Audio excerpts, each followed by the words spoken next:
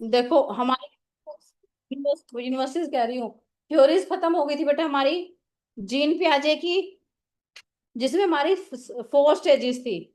Yes या no? उसके बाद हमने कौन सी थ्योरी फिनिश की थी, जिसमें 6 थ्योरी थी कोलबर्ग की? आज हम करेंगे बेटा एरिक्सन की, जिसमें 8 थ्योरीज हैं, सॉरी 8 स्टेप्स हैं। तो 4, 6, 8 ऐसे तुम्हें याद रखनी है बेटा। जीन पियाजे की किस पे थी? कॉग्निटिव डेवलपमेंट, संज्ञानात्मक विकास पे। कोलबर्ग की नैतिक विकास पर थे। आज हम करेंगे एरिक्सन की साइको सोशियल थ्योरी। ठीक है, पहले इंग्लिश वाले बच्चे देखेंगे, अभी आए नहीं इतने, हिंदी के बच्चे देख लो। अब ये देखो, इंग्लिश के बच्चे नहीं आए इतने। एरिक्सन का मानना, एरिक्सन का मनोसामाजिक सिद्धांत मुख्य बिंदु था। मनोसामाजिक, वाइगोस्टी का अलग था। उसका सिर्फ ये था कि हमें बच्चों को कैसे बताना है कि बच्चा अकेला हर डिसीजन ले सकता है। ये है मनोसामाजिक। कंफ्यूज मत हो जाना बेटा। एरिक्सन का मानना था कि व्यक्तित्व का विकास एक निर्धारित क्रम में होता है। वो कहता है कि जो व्यक्ति का विकास होता है वो एक निर्धारित क्रम में होता है, और यह विकास शैशव अवस्था से लेकर वृद्ध अवस्था तक चलता है। उसके लिए उसने 8 मनोसामाजिक अवस्थाओं के माध्यम से बताया है। 8 आज तक किसी ने नहीं बताया था। जीन पियाजे ने भी सिर्फ 12 साल की उम्र के बाद बताया ही नहीं। ये ठीक है। तो एग्जामिनर तुमसे क्या क्वेश्चन पूछ लेता है कि बेटा किसने बताया है, किस सिद्धांतनिक ने, किस साइकोलॉजिस्ट ने वृद्ध शैशव अवस्था से लेकर वृद्ध अवस्था तक सब अवस्थाओं के विकास के बारे में वर्णन किया है? वो आपका एरिक्सन है बेटा ओनली।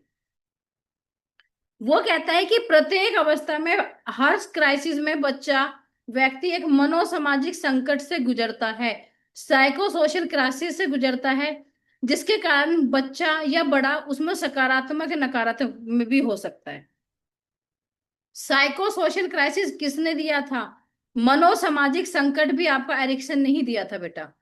जो ये अंडरलाइन कर रखे हैं बेटा, ये बहुत इंपॉर्टेंट पॉइंट्स हैं प्लीज।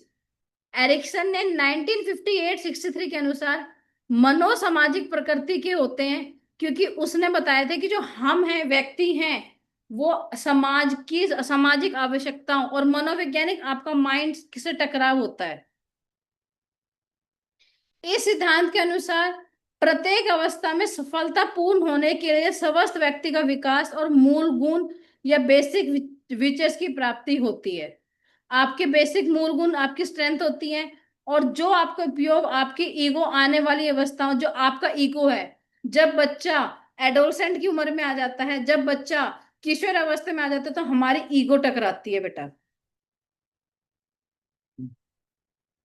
यदि कोई व्यक्ति किसी अवस्था में सफलता पूर्वक पूर्ण नहीं प्राप्त करता, तो आगे की अवस्थाओं को पूरा करने की उसकी क्षमता कम हो सकती है। इसलिए कहते हैं कि बेटा तुम्हारी ये भी सही एज है, जो तुम्हें करना है वो तुम कर लो। अगर हम किसी एज में उस चीज को नहीं कर पाते, तो बाद में हमारी क्षमता धीरे धीरे धीरे धीरे कम होते चली जाती है, हम उस चीज को नहीं कर पाते। कितनी अवस्थाएं हैं? 8 अवस्थाएं हैं, शैशव अवस्था से लेकर वृद्ध अवस्था तक। प्रत्येक अवस्था में मनोसामाजिक संकट भी आया है।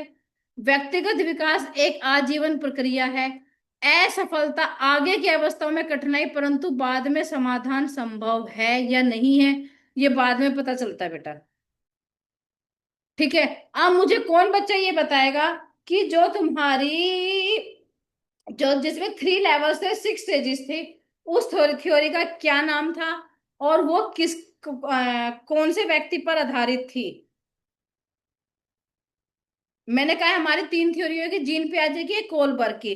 कोलबर्ग की थ्योरी हैंज नेमिकर नाम का एक व्यक्ति था, उसके कारण वो उसने चोरी की थी, जब भी उसके पे ये सारी चीजें आई थी। एरिक्सन की थ्योरी साइको सोशल थ्योरी पे डिपेंड है बेटा, और वो कहते हैं कि जो हमारी पर्सनालिटी है वो 8 स्टेजेस में डिपेंड होती है, और जो हमारी पर्सन का एक्सपीरियंस है वो हमारा पॉजिटिव और नेगेटिव दोनों होता है हमारी पर्सनालिटी डेवलपमेंट के लिए। और जो हमारा साइको सोशल नेचर है वो हमारी खाली नीड्स के ऊपर डिपेंड करता है, जो हमारी साइको नीड्स होती है और हमारी सोशल पे है। इसी के कारण हम अपने समाज में हर चीज को वो करते जाते, जैसे जैसे हम सक्सेसफुल नहीं होते हमारी एबिलिटी उतनी कम होती चली जाती है आगे आने वाली स्टेजेस में। अब ये देखो, एरिक्सन के विकास के मनोसामाजिक चरण कौन कौन से हैं? शैशव अवस्था, 0 से 1 साल, जिसको आप विश्वास बनाम अविश्वास कहते हो। शैशव अवस्था जो 0 से 1 साल होती है, फिर होती है बेटा तुम्हारी पूर्व विद्यालय, नहीं फिर आती है तुम्हारी प्रारंभिक बचपन जो 1 से 3 साल होती है, इसको स्वायत्ता बनाम शर्म और संदेह कहते हैं। अब एग्जामिनर क्या देगा, शैशव अवस्था को क्या कहते हैं? विश्वास बनाम अविश्वास। पार सेकंड स्टेज है तुम्हारी प्रारंभिक बचपन जो 1 से 3 साल होती है, जिसको स्वायत्ता बनाम शर्म और संदेह कहते हैं। तीसरी आती है तुम्हारी पूर्व विद्यालय जो 3 से 6 साल की होती है, पहल बनाम गलानी गलानी। इसमें बच्चों को हम एक एक चीज करके आगे एक्सप्लेन करेंगे बेटा। चौथी है तुम्हारी विद्यालयीन आयु जो 6 से 12 साल होती है, उद्योग बनाम हीनता। तो एग्जामिनर इनके दूसरे नेम पूछेगा बेटा तुमसे। फिर आती है तुम्हारी किशोर अवस्था 12 से 18 साल, जो पहचान बनाम भूमिका भ्रम होती है। फिर आती है तुम्हारी सिक्स स्टेज युवा व्यवस्था जो 18 से 40 साल होती है, अंतर्गमता बनाम अलगाव। फिर आती है तुम्हारी मध्य व्यवस्था जो 40 से 65 साल होती है, सृजनात्मकता एवं बनाम एवं स्थिरता। फिर आती है तुम्हारी देर मतलब ओल्ड एज, अखंडता बनाम निराशा, कि आपको निराशा ही निराशा मिलती है। सेम इन्फेंसी को हम क्या कहते हैं, जो 0 से 1 साल होती है, trust mistrust. Early childhood, autonomy versus shame and doubt. Pre school को हम कहते हैं इनिशिएटिव एंड वर्सेस गिल्ट। या फिर है तुम्हारी स्कूल एज, ये भी इनिशिएटिव वर्सेस गिल्ट होती है। फिर आती है तुम्हारी दो स्कूल एज होती है बेटा, इंडस्ट्रीज वर्सेस इन्फेरिटी। ये तुमको याद करना है। अब हम एक एक करके एक्सप्लेन करेंगे। अब देखो बेटा, सबसे पहले क्या आती है तुम्हारी शैशव अवस्था, जिसको हम विश्वास बनाम अविश्वास कहते हैं। जन्म से 18 महीने तक होती है। इसमें बच्चा निरंतर, आपको बच्चों को देखभाल करनी होती है। बच्चा पूर्णतः पेरेंट्स पे डिपेंड रहता है, बच्चे की पूरी डिपेंडेंसी पेरेंट्स पे रहती है। यहीं पे बच्चों को विश्वास होने लग जाता है। बच्चा सिर्फ बोतल और इस पे डिपेंड रहता है, बच्चा सिर्फ विश्वसनीय देखभाल के ऊपर डिपेंड रहता है। ये देखो, आशा का गुण, सकारात्मक परिणाम, दुनिया और स्वयं में आत्मविश्वास, वो सुरक्षित महसूस करना ही, वो इस एज में सिर्फ सुरक्षित महसूस करता है बेटा। किसके हैंड्स में? अपने पेरेंट्स के हैंड्स में। विश्वास की इसमें भावना होती है, अन्य संबंधों में विश्वास बनाए रखना होता है, और सुरक्षा के लिए भी सुधार होता है। अब देखो, डर क्या होता है, नकारात्मक क्या होता है बेटा, अविश्वास, कि उस बच्चे की देखभाल अच्छी तरह नहीं हो रही, उसको भूख लग रही है पर उसको कोई भी दूध वगैरह नहीं दे रहा है, उसकी संगति जरूरतें जो पूरी है वो नहीं हो पा रही हैं। यहीं पे बच्चों को अविश्वास होना पैदा स्टार्ट हो जाता है। नकारात्मक, दुनिया या स्वयं में कोई आत्मविश्वास होता ही नहीं है जब तक आप बच्चों की सारी चीजें पूरी नहीं करते, तो यहां से बच्चों का बनने लग जाता है।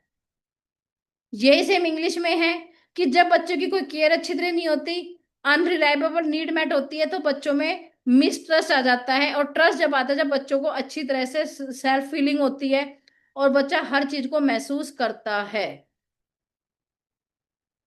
अब सेकंड क्या थी तुम्हारी बेटा, मैंने बताई थी सेकंड चीज तुम्हारी, सेकंड कौन सी थी? स्वायत्ता। ठीक है, इसमें बच्चा क्या करने की कोशिश करता है, देखो बेटा, शारीरिक निरंतर और स्वतंत्रता में छोटे छोटे कार्य करना।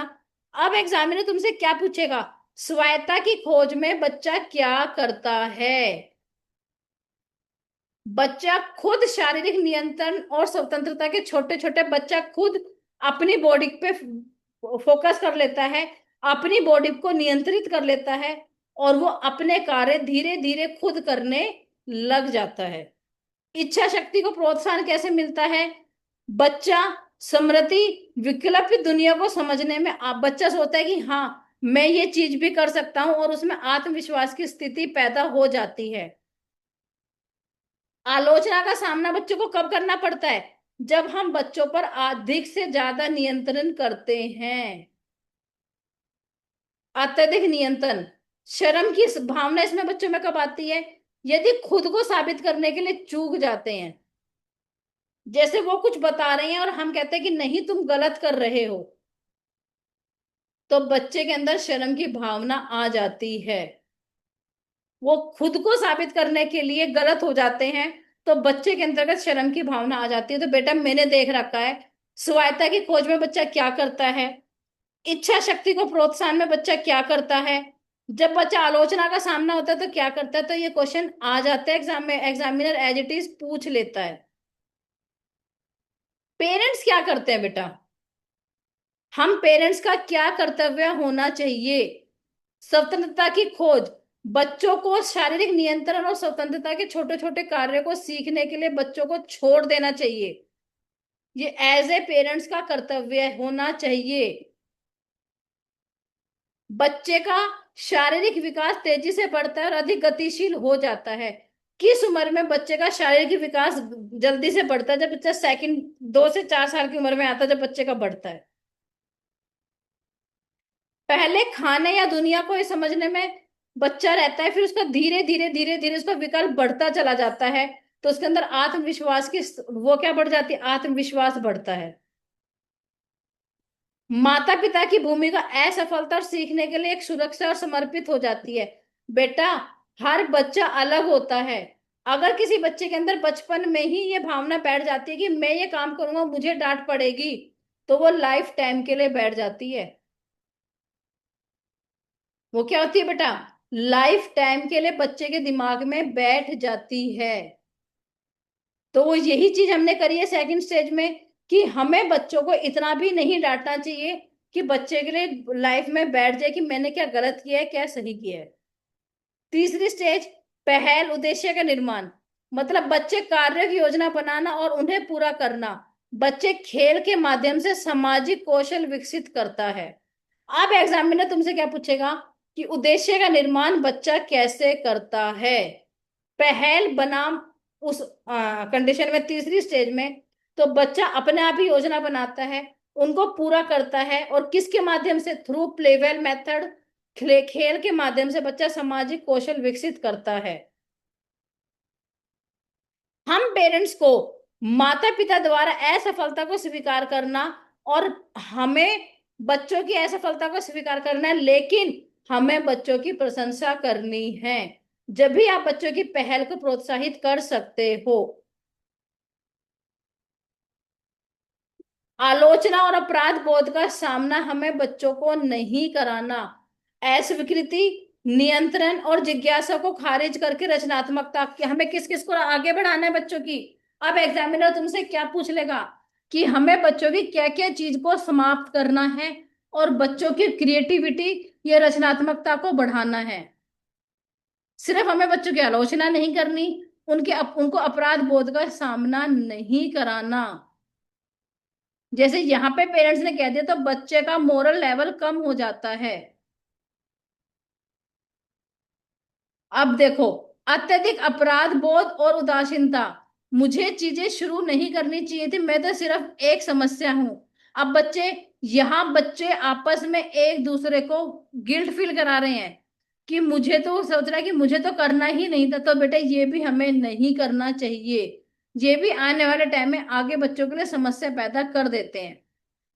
जब बच्चे खेल बनाते हैं तो ना आत्म विकसित करना चाहिए। आप बच्चे ने, आप देखो बेटा, जब बच्चा ऐसे चलता है फिर ऐसे होता है फिर ऐसे होता है, तो हम ये नहीं कह सकते कोई बच्चा जल्दी चलता है कोई बच्चा लेट चलता है, कोई बच्चा जल्दी बोलने लगता है कोई लेट। तो हमें बच्चों को आत्मविश्वास बढ़ाना है, उनकी हर पहल को प्रोत्साहित करना है, अप्रोत्साहित नहीं करना।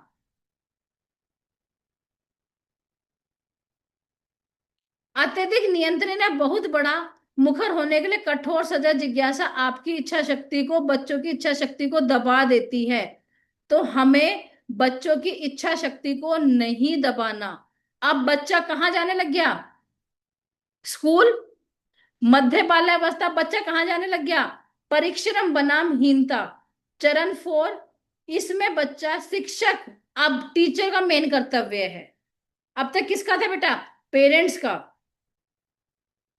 अब टीचर का मेन कर्तव्य क्या है कि बच्चों को विशिष्ट कौशल हासिल करने में, 1 मिनट।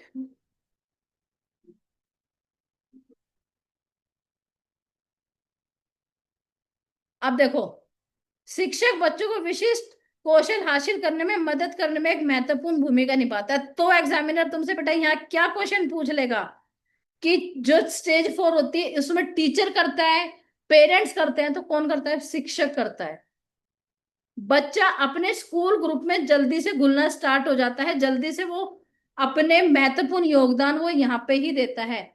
सहकर्मी तेजी से महत्वपूर्ण हो जाते हैं, आपके जो फ्रेंड सर्कल है यहाँ पे बच्चा इसमें जल्दी से वो हो जाता है।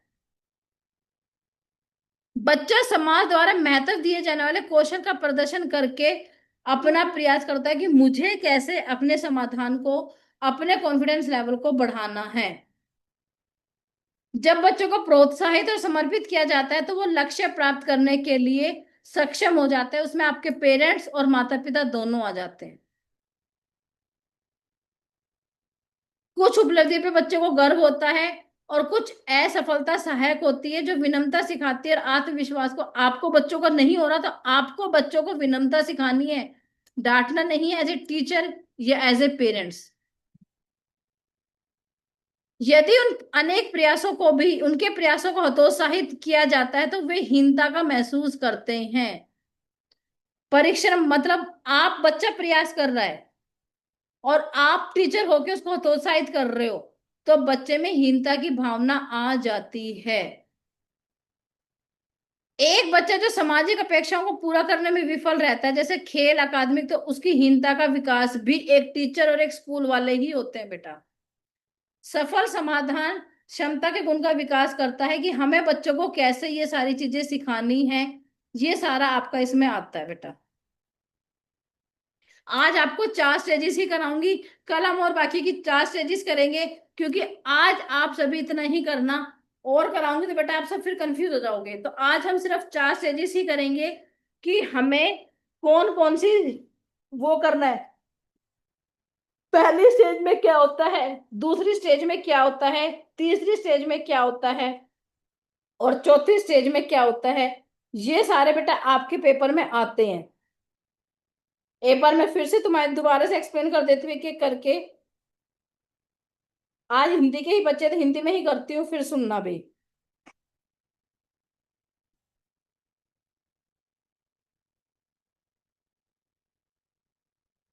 देखो, पहली थी ट्रस्ट वर्सेस मिसट्रस्ट, विश्वास बना मैं विश्वास। बच्चों को अगर उचित देखभाल होती है तो बच्चे में विश्वास आ जाता है, नहीं होती तो इसमें अविश्वास आ जाता है। इसमें सिर्फ बच्चा, इसका एक मुख्य गुण क्या? आशा। बच्चा सिर्फ आशा रखता है कि मेरी देखभाल अच्छी होगी।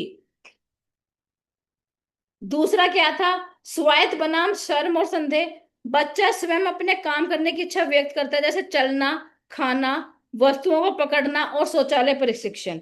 अगर हम बच्चों को ज्यादा रोक टोक करते हैं तो बच्चे के अंतर्गत शेम एंड डाउट आ जाती है।